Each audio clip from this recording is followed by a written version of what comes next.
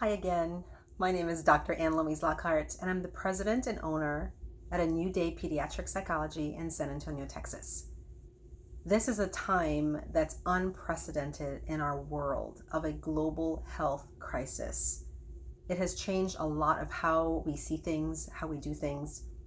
Many of us are confined to our home, doing telework, having kids at home from school, and even not being able to leave home for an extended period of time and having to do things completely different.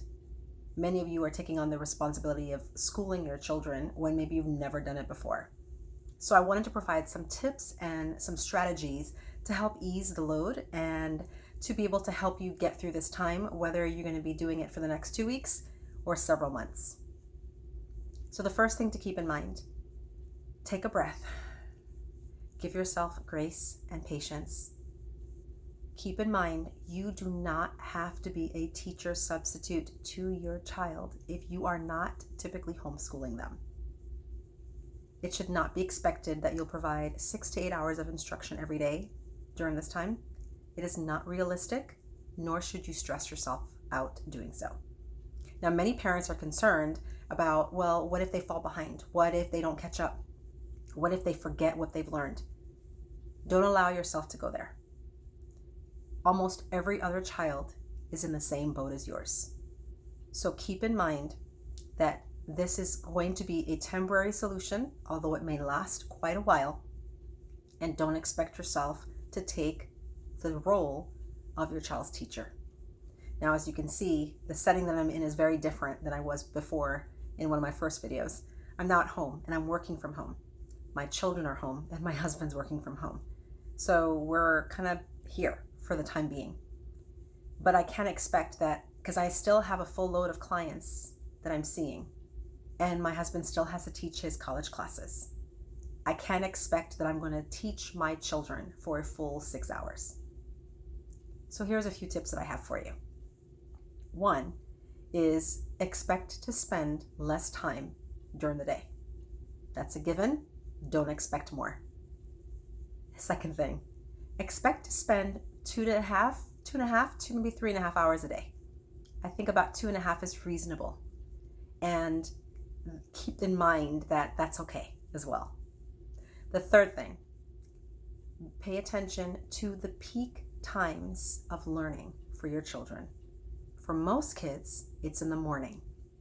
Teenagers, it tends to be later. However, in terms of brain functioning, motivation, and energy, we tend to have the most energy in the mid-morning. So, as a result of that, keep in mind that the more challenging, difficult, and hard to start things should be in the morning hours, and the easier stuff should be in the afternoon. Fourth thing, create a schedule. I've said this before and I'll say it again. Having a schedule is super important. You need it to function in your day. You're more productive when you have it, and kids need structure and boundaries.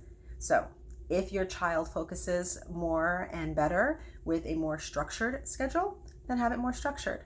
If they like more unstructured time and more of a loose schedule, then do that. Whatever works for you and your child, do that. And do it collaboratively with your child. All right, so let's talk about that and focus on that last part in terms of scheduling. So what should that look like? So you wake up, have a time for wake up by, have breakfast by, and make that very clear in the schedule together. The next thing should be about an hour of instruction, of structured academic time in the morning, about 9 o'clock or about 10 o'clock, so mid-morning sometime. And that should be maybe focusing on 2 subject areas. One that's a little bit more challenging for them, that they maybe didn't catch so much during the school year and the most recent grading period, and they focus on that for about 20 minutes or so, 25 minutes. And then another part of that morning should then be focused on something maybe that's a little bit easier and that they actually enjoy, so that they're not getting so focused and bogged down in the thing that's the challenging thing. They can just kind of review that. The afternoon academic time could be maybe a little bit longer, about an hour and a half. And it could be academic, but it could be where you integrate electronics. So the morning should maybe focus on more of the paper, pencil type stuff, not so much online. And maybe the thing in the afternoon should be more of the online stuff. Educational games, educational instruction, videos about educational things. So it could be academic, but you can integrate some of those other things. So those can be all helpful because then you can structure that time. And then in between, intersperse lunch, snacks, quiet time, creative time, outside playtime, athletics, rest, social time that's done responsibly, as well as family time and things that are fun, game nights, movie time, board games, those kinds of things as well too. And that way you have a full structure. And then having in your schedule bedtime. Now bedtime, although for a child, for example, it may be 8:30, it's okay to delay it up to an hour later. It's okay.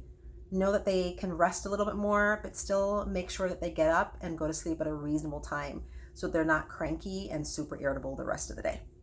So I hope these tips help you. I know it's a trying time. It can be very challenging. You will get through it, and so will your kids. If you have any other questions, any concerns, things you want to talk more about and have me address directly, let me know. Follow me at www.anew-day-sa.com and drop me an email or a message. And also follow me on Facebook and Instagram. Facebook, it's A New Day Pediatric Psychology, and Instagram is Dr. Ann-Louise Lockhart. Thank you so much, and I wish you the best.